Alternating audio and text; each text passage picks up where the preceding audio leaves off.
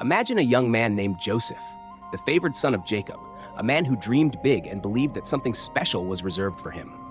Joseph wasn't just any of Jacob's sons, he was the 11th, but he held a unique status.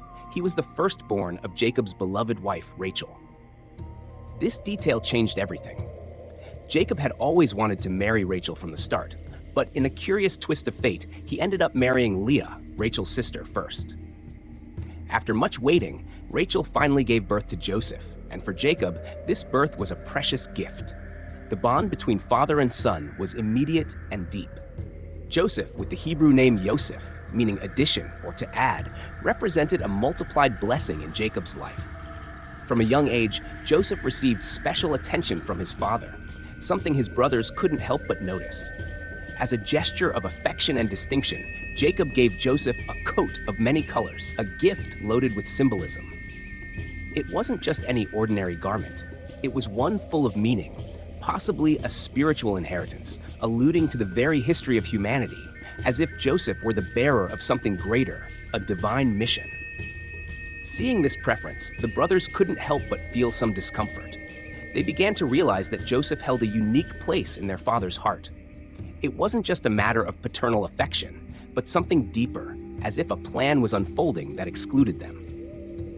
As Joseph grew, this relationship with Jacob deepened. He wasn't just a favored son, but also Jacob's disciple, who imparted valuable knowledge to him, such as the Torah and the traditions of their ancestors.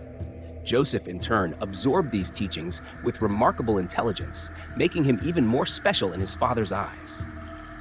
But this special relationship was planting the seeds of tension that was about to explode. Joseph was not just one of many sons, he was Jacob's favorite. This favoritism was so clear that everyone around could see it, especially his brothers. While the others worked hard in the fields, Joseph seemed to have a special place by his father's side, receiving not only attention, but also a gift that would forever change the family dynamic, a colorful coat. This was no ordinary garment. In a time when clothes were usually simple, modest, and functional, Joseph's coat stood out as a rare, vibrant piece full of symbolism. To his brothers, it wasn't just a piece of clothing. It was a public sign, almost a banner, that Joseph was destined for something greater, that he occupied a place of honor none of them would ever have. The coat became a constant reminder of the unequal affection of their father. But what was at stake wasn't just sibling jealousy. Joseph's coat was seen as a threat. In those times, when families were solidifying into powerful clans, sons often competed for the right to lead and inherit the family's blessings.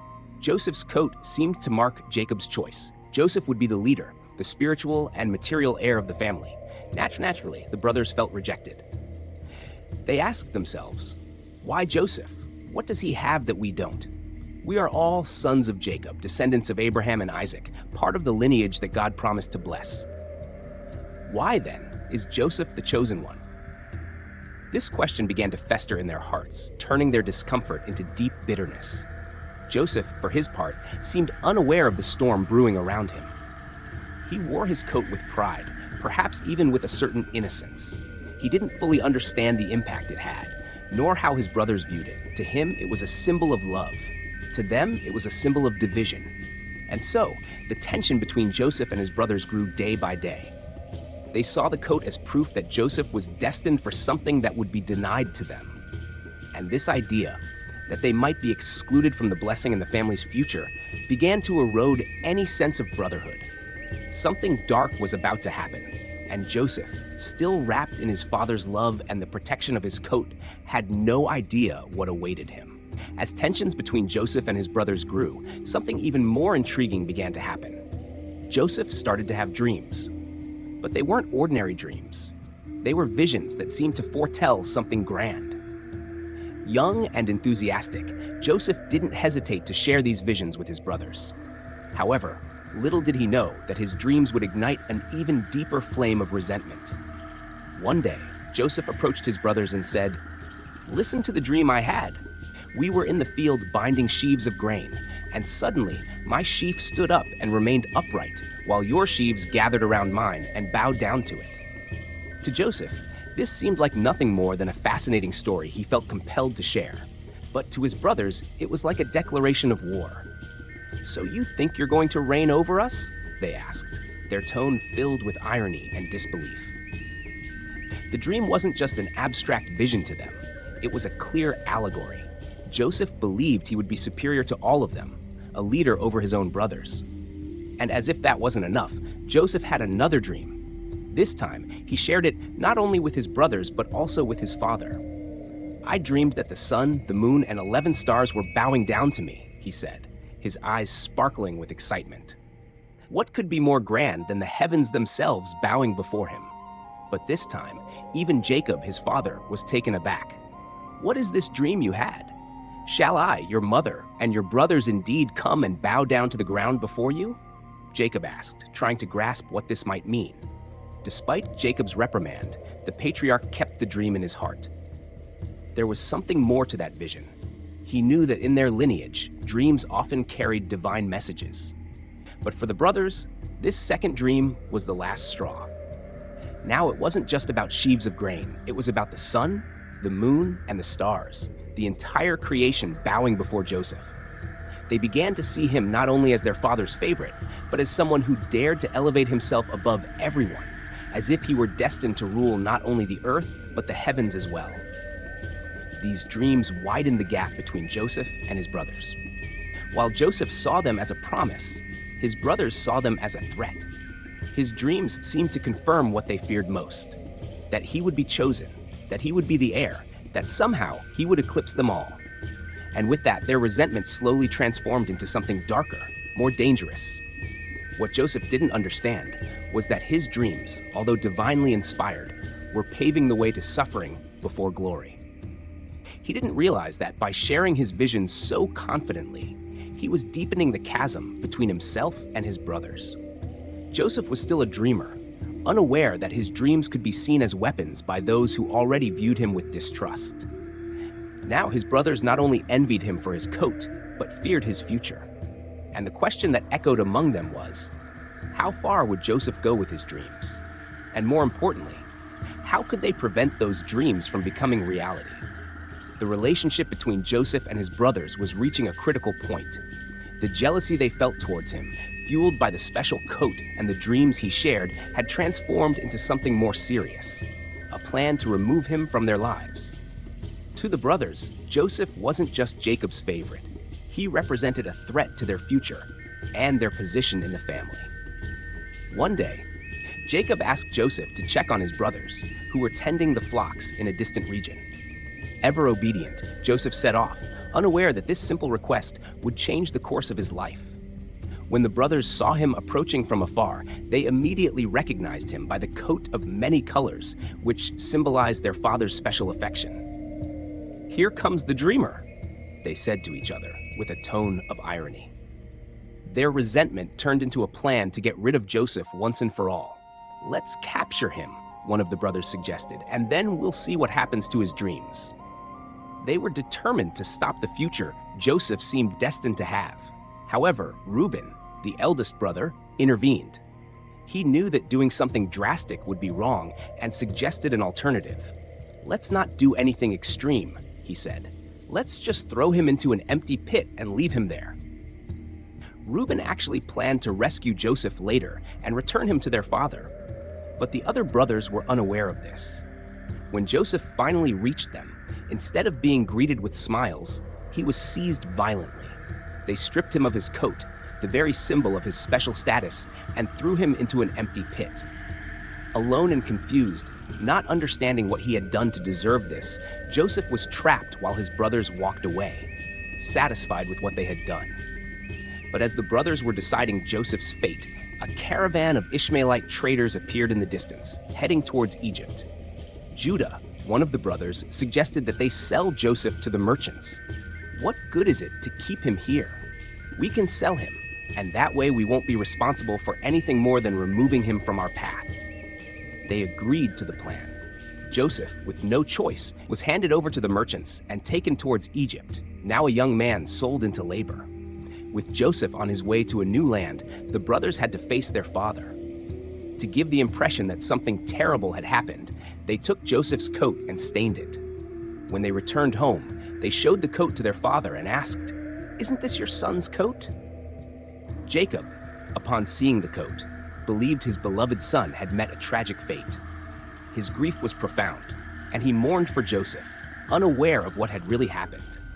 Meanwhile, Joseph, on a journey that would lead him to Egypt, began to feel the weight of his brother's betrayal. He was far from home, but his story was far from over. Joseph's fate was now in the hands of the Ishmaelite merchants, who were taking him to a foreign land, Egypt. He, who until recently had lived under the loving care of his father, was now a young man alone, sold into slavery, not knowing what the future held. Egypt, with its towering pyramids and a culture so different from his own, would become the stage for his greatest transformation. Upon arriving in Egypt, Joseph was purchased by a man named Potiphar, a high-ranking official responsible for the security and supplies of Pharaoh's household. Potiphar saw something special in Joseph, and even as a slave, Joseph began to stand out. There was something different about this young man, a light that couldn't be ignored. He had skill, wisdom, and above all, divine blessing. Everything Joseph touched prospered. Soon, Joseph was no longer just any servant in Potiphar's house. He was made the overseer of everything Potiphar owned. The trust was so great that Potiphar didn't concern himself with anything in his household except for what he would eat, because Joseph handled all the details with great skill. Gradually, the young man who had been sold by his brothers began to rise, showing that even in such a distant place and under such adverse conditions, he could prosper. But as often happens, challenges came with his rise. Potiphar's wife, impressed by Joseph's beauty and presence, began to approach him inappropriately. She pressured him day after day, trying to seduce him, but Joseph, faithful to his character and his faith, consistently refused. "How could I do such a thing against my master and against God?" he would say, maintaining his integrity above any temptation. However, there came a day when Joseph found himself in an even more difficult situation. The house was empty, the servants were gone, and Potiphar's wife, seizing the moment, tried to force Joseph to give in to her desires. In a desperate act to escape the situation, Joseph fled, leaving his cloak behind. Enraged by his rejection, Potiphar's wife decided to take revenge. Using the cloak Joseph had left as evidence, she screamed and called the servants, accusing Joseph of attempting to assault her. When Potiphar returned home and heard the distorted story his wife told, he was furious. Without many questions, he decided that Joseph should be punished. And so Joseph, who had earned so much trust and respect, was thrown into prison, falsely accused of a crime he did not commit. Once again, Joseph found himself descending into a pit, not the pit from which his brothers had pulled him to sell him, but now a pit of despair and injustice. Yet even in prison, God's grace did not abandon him. Joseph continued to display his wisdom, responsibility, and leadership. Soon, he became responsible for the other prisoners, and everything he did continued to prosper, as if, even in the shadows of a cell, the light of his mission could not be extinguished. Joseph didn't know it yet, but this dark moment in prison was just another step in the great plan being set in motion for him. Joseph, now unjustly imprisoned, found himself in a dark cell with no freedom. The promise of a bright future seemed distant, but even there, in the depths of the prison, he did not lose faith. It was as if somehow Joseph knew that his destiny was still being shaped, even in that environment of darkness and uncertainty. And indeed, his life was about to change once again. In prison, Joseph once again stood out. No matter how harsh the situation was, he maintained his integrity and unwavering faith. Soon, the prison warden noticed Joseph's wisdom and ability to manage, just as Potiphar had before. Joseph was put in charge of overseeing the other prisoners, and everything he did prospered. It was as though blessings followed him wherever he went. The warden fully trusted Joseph, entrusting him with many responsibilities within the prison. It was in this same prison that Joseph met two men who had been officials in Pharaoh's court, the king's cupbearer and baker. Both had been imprisoned for displeasing Pharaoh in some way. One day, Joseph noticed that the two were troubled, with distressed expressions. Always attentive and compassionate, he approached them and asked, "Why do you look so sad today? What has happened?" The two men explained that they had both had strange dreams the night before, but didn't know what they meant. In those times, dreams were seen as mysterious messages, often divine, and not having them interpreted caused great anxiety. Joseph, recalling his own dreams from the past, knew that God was the interpreter of mysteries. With confidence, he said, "Do not interpretations belong to God? Tell me your dreams." The cupbearer was the first to speak. He shared that in his dream, there was a vine with 3 branches, which quickly blossomed, produced grapes, and he squeezed them to make wine, which he served to Pharaoh. Joseph listened carefully and, through divine revelation, gave the interpretation. The 3 branches are 3 days. In 3 days, Pharaoh will restore your position, and you will once again place the cup in his hand. Encouraged by the positive interpretation, the baker also shared his dream. He had dreamed of 3 baskets of bread on his head, and birds were eating the bread from the top basket. Joseph, always honest, had to deliver a much different message. "The 3 baskets are also 3 days," he explained. "But at the end of 3 days, Pharaoh will pronounce your sentence and you will not survive." The baker was shocked, but Joseph knew he had to tell the truth. 3 days later, during Pharaoh's birthday celebration, Joseph's interpretations came true exactly as he had said. The cupbearer was restored to his position of trust in the court, while the baker met the tragic fate Joseph had foretold. Before the cupbearer was freed, Joseph made a request. "When you are back before Pharaoh, remember me. Speak of me to Pharaoh, for I was unjustly brought into this prison." The cupbearer promised, but once he returned to his privileged life, he quickly forgot about Joseph, leaving him in prison for another 2 long years. Yet despite this further injustice and being forgotten, Joseph continued to trust that something greater was being prepared. He didn't know when or how, but with each step, Joseph remained steadfast, knowing that his story was far from over. 2 long years had passed since the cupbearer had promised to remember Joseph, but life went on, and Joseph remained in prison.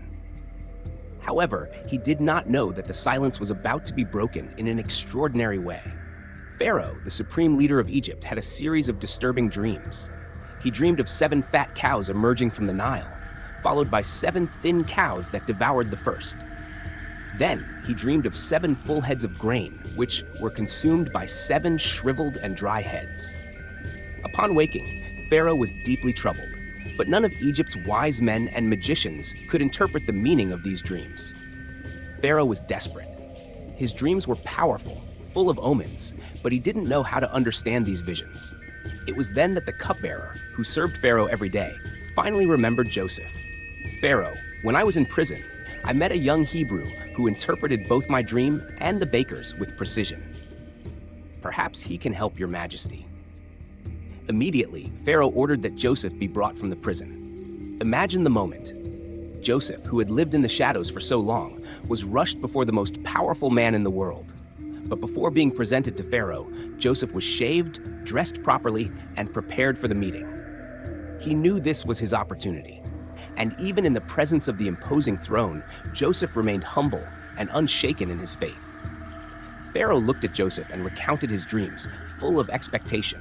Everyone awaited the explanation from the young man who moments earlier had been just a prisoner.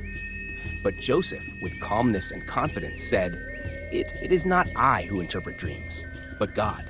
If he grants me the interpretation, then I will tell you what it means."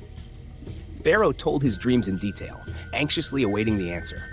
Joseph listened carefully, and then God revealed the meaning to him. "The 2 dreams are one and the same. Pharaoh," Joseph began.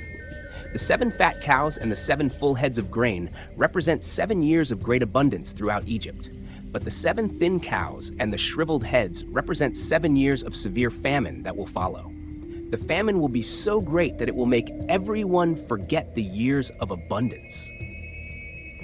Pharaoh was astonished by the clarity of the interpretation, but Joseph did not stop there. Demonstrating uncommon wisdom, he not only interpreted the dreams, but also offered a solution. "Now, Pharaoh, choose a wise and discerning man to manage Egypt. During the 7 years of abundance, large amounts of food should be stored. That way, when the 7 years of famine come, Egypt will have reserves and will not be devastated by the scarcity." Pharaoh, impressed by Joseph's insight and wisdom, made a decision that would change Joseph's life forever. "Who better for this task than you, Joseph? If God has given you the understanding of the dreams, then you shall be the one to oversee all of Egypt." In a single day, Joseph was raised from the prison to the palace. Pharaoh dressed him in fine linen, placed a ring on his finger, and made him his vizier, with authority over the entire land of Egypt. Only Pharaoh himself was above him.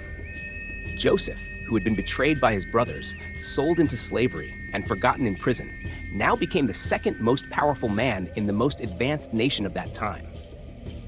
Joseph accepted the new challenge with humility, but also with determination. He knew that everything that had happened up to that moment was part of a larger plan, a plan that was just beginning to unfold. Through the years of suffering and injustice, Joseph had never lost his faith. And now, at the height of his rise, he was ready to fulfill the mission that God had entrusted to him. Egypt was now in Joseph's hands, and the future of many lives depended on his next decisions. The famine would come, just as he had predicted, and it would be relentless. But thanks to the divine wisdom that Joseph followed, Egypt would be prepared to face the challenge that lay ahead. Joseph was now at the height of power, the vizier of Egypt, governing the entire land with the wisdom God had given him. Under his leadership, the country thrived through 7 years of abundance, and Joseph closely oversaw the storage of vast quantities of grain. Each city stored more food than could be counted, for he knew that the years of plenty would be followed by 7 years of severe famine. When the famine came, just as Joseph had predicted, it was relentless. The once fertile land became desolate. Crops failed, livestock dwindled, and hunger spread, not only throughout Egypt but across all the neighboring countries. People from everywhere came to Egypt, knowing there were provisions stored thanks to Joseph's plan. Amid this crisis, Joseph maintained firm control, wisely managing the resources to feed not only Egypt but also the surrounding nations. Meanwhile, the famine also struck the land of Canaan, where Jacob and his other sons lived. With no other choice, the elderly and worried Jacob heard that there was food in Egypt. He sent his 10 sons, Joseph's brothers, to buy grain, unaware of the impending encounter. The youngest brother, Benjamin, stayed at home with Jacob, as he feared losing the last remaining son of his beloved wife Rachel, not knowing that Joseph was still alive. When the brothers arrived in Egypt, they were brought before the powerful governor, Joseph. However, they did not recognize him. Joseph had changed, now a mature man, dressed as an Egyptian nobleman, bearded and in a position of authority. But he recognized them instantly. These were the same brothers who had sold him into slavery, shattered his dreams, and abandoned him to fate. The pain of the past resurfaced, but Joseph, with the wisdom that time and God had granted him, chose not to reveal his identity at that moment. Instead, he treated them harshly, accusing them of being spies. The brothers, confused and terrified, vehemently denied the accusation. "No, my lord, we have only come to buy food. We are all sons of the same man and are starving in our land." Joseph, keeping his composure, asked, "Do you have another brother?" When they mentioned Benjamin, the youngest brother who had stayed with Jacob, Joseph devised a plan. He wanted to test his brothers to see if they had changed since their betrayal. "If what you say is true, bring your youngest brother here. Only then will I believe you are not spies," Joseph said. To ensure they would return, he kept Simeon as a prisoner and sent them back to Canaan with the grain they had purchased. The brothers returned home, burdened with guilt from the past, and now the fear of not being able to bring Benjamin, knowing that their father would never allow his youngest son to leave. When they told Jacob what had happened, the old patriarch was devastated. "You have already taken Joseph from me, and now you want to take Benjamin? If anything happens to him, my sorrow will bring me to the grave." But the famine persisted, and eventually Jacob had no choice. He sent Benjamin to Egypt with his other sons, fearing the worst. When Joseph saw them return, this time with Benjamin, his only full brother, the youngest son of Rachel, his heart almost couldn't contain the emotion. But still, he did not reveal himself. Instead, he prepared a feast for them, treated Benjamin with great kindness, and devised one more test. Joseph ordered his servants to hide his silver cup in Benjamin's sack of grain. When the brothers departed, they were pursued and accused of theft. When the cup was found with Benjamin, the brothers were in despair. They knew that if Benjamin did not return, their father Jacob would not survive the grief. And it was in this moment of desperation that Joseph saw something different in them: repentance, unity, and sacrifice. The brothers who had once betrayed him out of jealousy were now willing to offer themselves in Benjamin's place to protect him and spare their father from more pain. Joseph, moved by emotion, knew this was the decisive moment. The test was complete. His brothers had changed. And then he was about to reveal the greatest truth of all. Joseph, the powerful ruler of Egypt, looked upon his brothers who were bowed before him, filled with fear and anguish. They were ready to sacrifice their own lives for Benjamin, something Joseph never expected to see. These were the same brothers who, years earlier, had betrayed him without remorse. Yet now they appeared different. The regret in their eyes was clear, and the transformation in their hearts was evident. The test had revealed what Joseph so longed to know. His brothers had changed. With his heart racing and his eyes welling with tears, Joseph could no longer hide his true identity. He ordered all the Egyptians to leave the room. Now, it was just him and his brothers. The silence was heavy, and the tension palpable. The brothers were confused, not knowing what was about to happen. And then, with a voice choked with emotion, Joseph spoke, "I am Joseph. I am your brother, the one you sold into Egypt." Shock filled the room. The brothers were paralyzed. How could this be? The powerful man before them, who had spoken with authority and treated them so sternly, was Joseph? The brother they thought was dead? The brother they had betrayed so many years ago? Guilt, fear, and shame overwhelmed them all at once. What would Joseph do to them now? Seeing the terror in their faces, Joseph quickly reassured them. "Do not be afraid. Do not feel guilty for what you did. It was not you who sent me here, but God. He brought me to Egypt to save lives."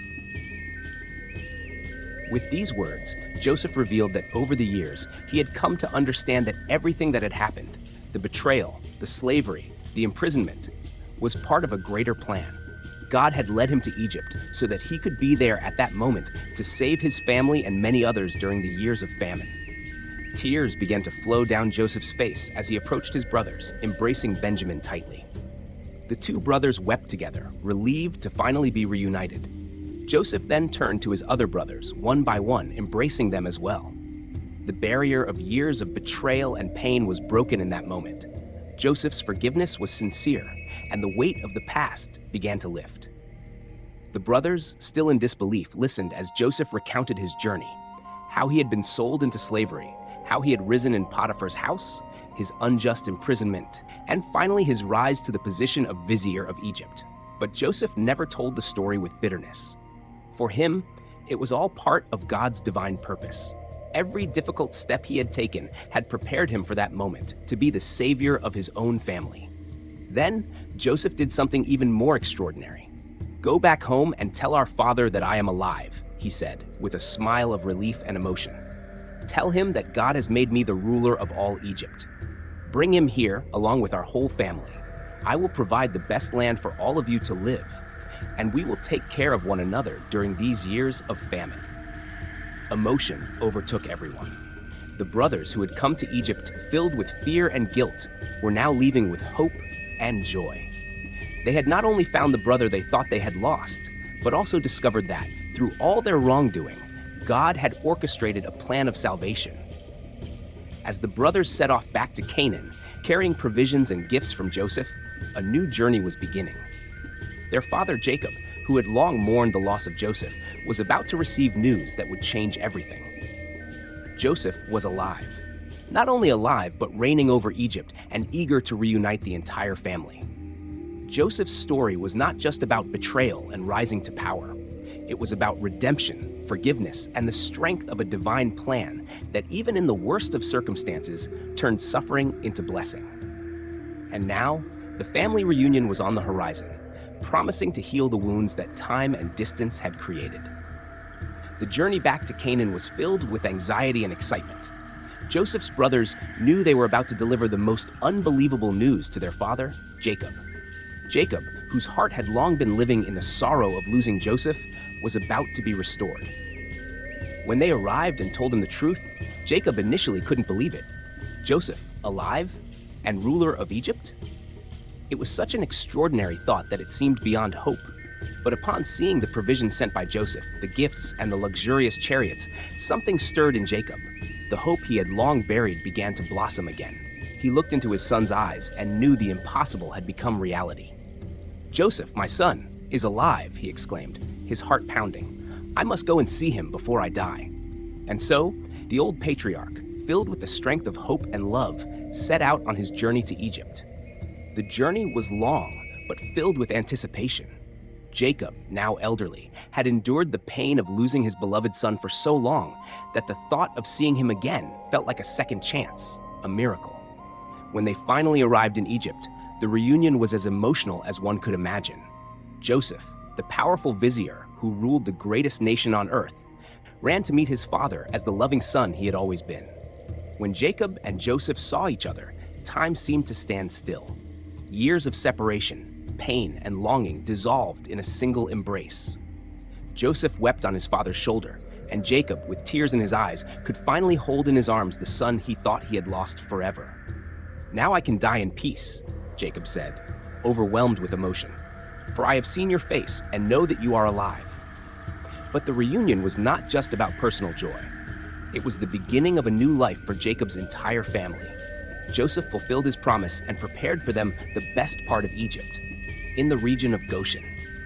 There, Jacob's family, now large and prosperous, with children, grandchildren, and great-grandchildren, settled in abundance and safety under Joseph's protection.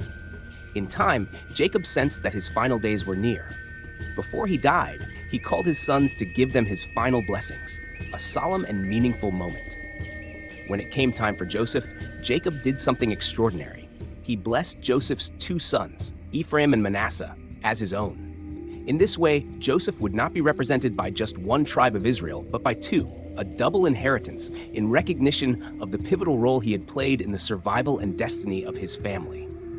After blessing his sons, Jacob passed away in peace, surrounded by his family, content to have been given the chance to see his beloved son once more. As was his wish, his sons took his body back to the land of Canaan, where he was buried with his ancestors. Joseph's life in Egypt continued, and he ruled with wisdom and compassion until the end of his days. Even after Jacob's death, his brothers feared that Joseph might seek revenge against them. But Joseph, ever magnanimous, repeated the words that had defined his journey. "Do not be afraid.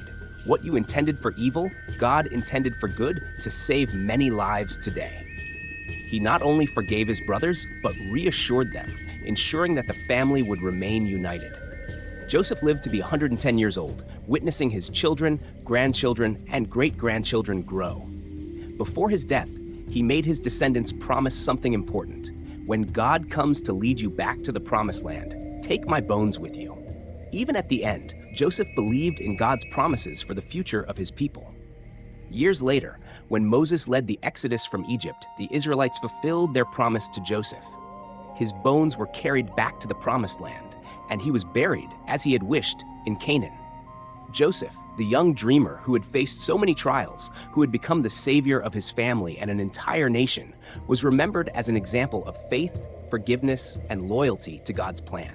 And so, Joseph's story ends not with the pain of the past, but with the triumph of divine purpose and the reconciliation of a family that, despite everything, was restored.